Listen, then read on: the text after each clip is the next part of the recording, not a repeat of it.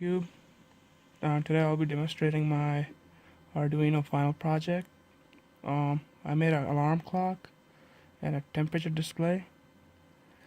I use a potentiometer to change the contrast for the LCD, along with four buttons to change the time and set alarm. I also include a LED.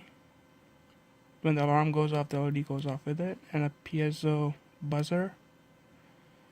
Let me demonstrate the alarm. So as you can see, it's 4:35 right now, and let me set the alarm so the alarm goes off. 4:35. So change the hour and the minutes.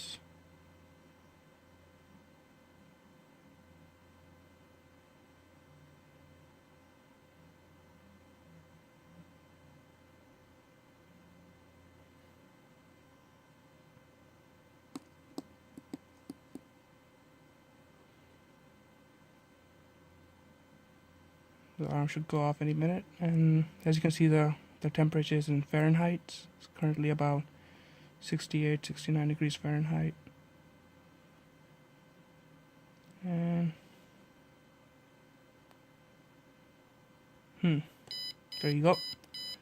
As you can see, the alarm went off, the LED light goes off, and you can change the alarm again to turn off the alarm.